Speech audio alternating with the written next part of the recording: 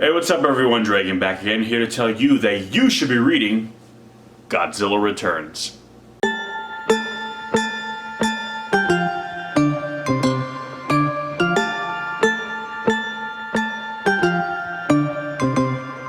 So Godzilla Returns is a 1996 kaiju novel written by Mark Saraceni, and essentially is a literary sequel to the original 1954 Godzilla, even though based on the inclusion of the character Steve Martin, it implies that they're basing this continuity more off the 1956 American cut of that film with Raymond Burr added in. But beyond that, it is, in this continuity, the first time Godzilla has been seen since 1954. So basically this film, or this novel, came out a year after Godzilla vs. Destroyer, which was again a continuity where Godzilla had not been seen since 1954. So essentially doing very much what the Return of Godzilla had done in '84, where it was removing everything from the Showa era with the exception of the original film, the original story of Godzilla appearing in the 50s. And basically saying this is the first time he has been seen since, and it basically follows a Japanese American who basically is trying to kind of investigate and looking into the situation, who has his doubts of this idea that Godzilla or something like him could return, only to find him that he actually does in classic fashion, attacks Tokyo.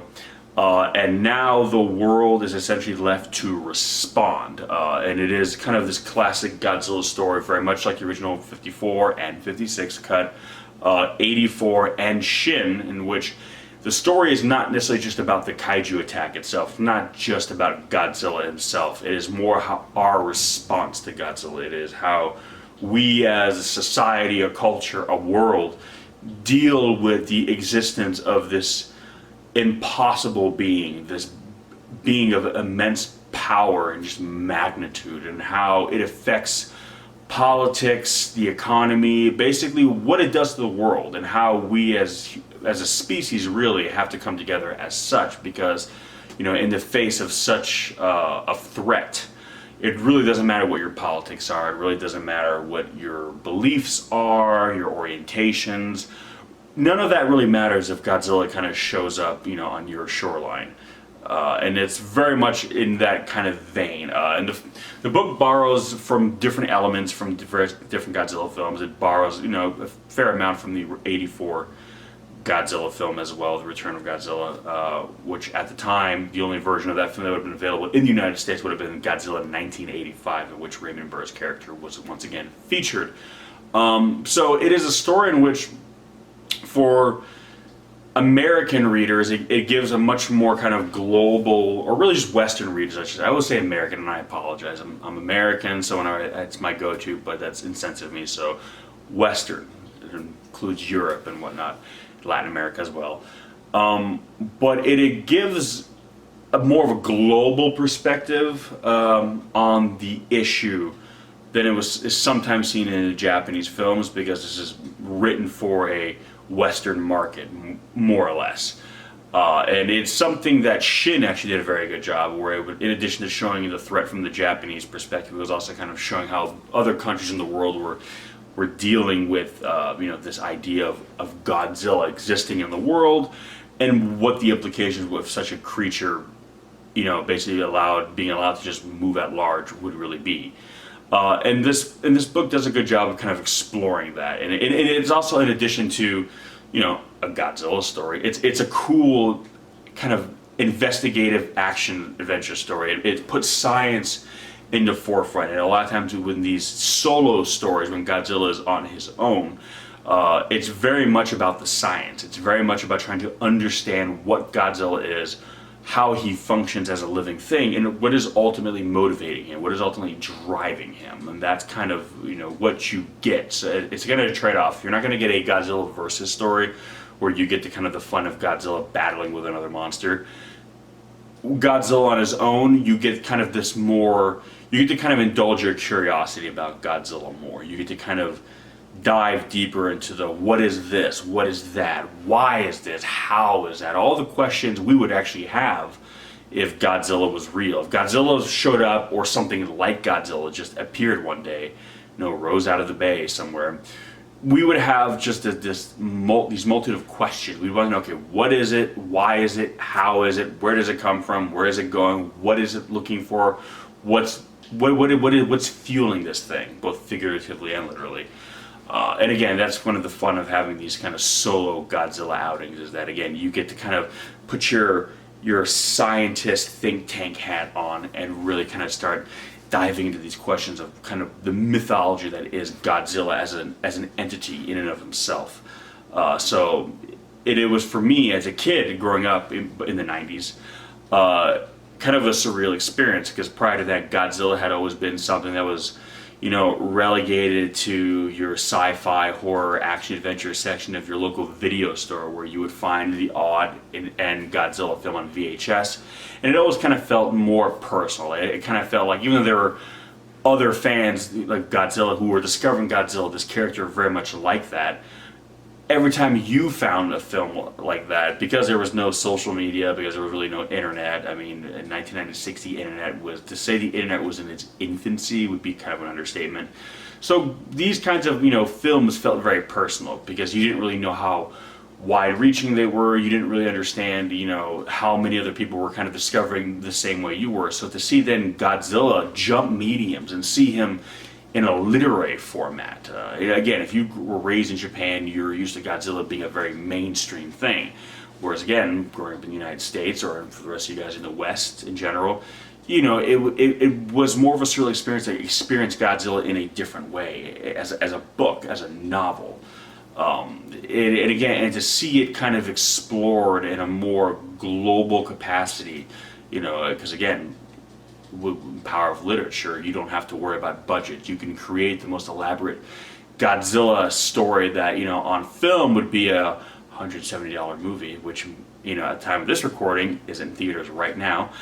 Godzilla King of the Monsters I'm referring to. But before then, unless a film had a budget like that, you couldn't see something like that. Or, if a studio wanted, Western studio wanted to make a Godzilla movie, which at the time Godzilla 98 had not come out, and without really, entertainment news being what it was back then, and again, the internet being very much in its infancy, there were only rumors and speculations that maybe there would be a Hollywood Godzilla movie.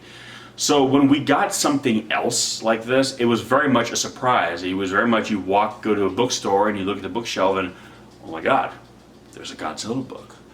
And picking it up and reading it, I was kind of, again, treated to this idea of what it would be like in 1996 if Godzilla showed up, and how the world as a whole would react, how we would react as Westerners as well as people in Japan. And it was kind of a very, it's the first kind of Godzilla story like that I had experienced since '84.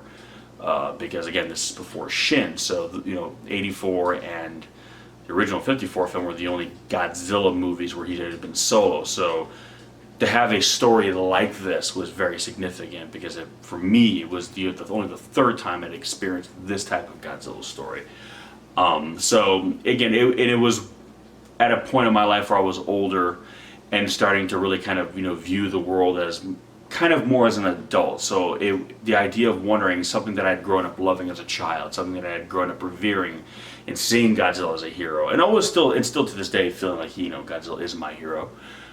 But at the same time, having a bit more of like an adult thinking cap on, and ask myself, what would it really be like if this happened for real? If Godzilla showed up today in the modern age, the modern day of the mid-90s, how would we react? And the book kind of did a good job of kind of putting you, the reader, in that mindset, and kind of really asking those questions, and kind of observing Godzilla from a position also of fascination and curiosity, because at the first glance it's very easy to turn into just a simple black and white monster story, but to kind of view it as a thing of wonder and a thing of curiosity, and to really try to understand this being as both terrifying in his own right, but also kind of this miraculous entity of nature, of the natural world, and how this being is essentially a front to kind of our world as we've created as mankind, you know, thereby Godzilla being what he's always been at his core,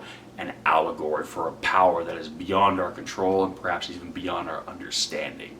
So it was a fun story for me to experience, and it was kind of surreal, again, being a Westerner and seeing this very niche character kind of spread out into another medium. But yeah, that's pretty much it. It's kind of a classic. Godzilla shows up, you know, on his own story, and we're scrambling to try to figure it all out, try to understand what it means, what the fallout of this is going to be, and how we can survive something like this. So with that said, Godzilla Returns, I recommend it. It's a fun read. If you're a Godzilla fan, it's just more Godzilla for you to take in, so, you know, need I say more? And if, you know, perhaps you didn't realize that there were some Godzilla novels, I mean, during the 90s there were a great series of comic books from Dark Horse, but I feel that there's a lot of people who maybe didn't realize there were books as well coming out. So for that reason alone, definitely check it out. Again, if you're a Godzilla fan, it's got a lot of the hallmarks from what you see in the movies, so it's just kind of cool to see it, you know, on the page as well. If you have not read it, I'll put links in the description section below where you can pick it up, check it out. If you know, and if this maybe you're new to Godzilla, maybe you're not really sure if the movies are for you, try this. Try reading a Godzilla story. Maybe if you're hung up on some of the visuals, or you don't want to watch the older films where it's, you know, actors in suits, or you look at the newer films and you think, it's just a lot of CGI on screen. Try it this way. This might be your gateway into this franchise. This might be perhaps the proper introduction to the character for you. Give you an appreciation for the character, give you a better understanding of what he is, what he represents, and maybe what he means to other people, and then from there make the leap to film, and maybe you'll have a better appreciation for him then. Either way, give me some of your thoughts, let me know, and as always, I will catch you in the next one. Peace!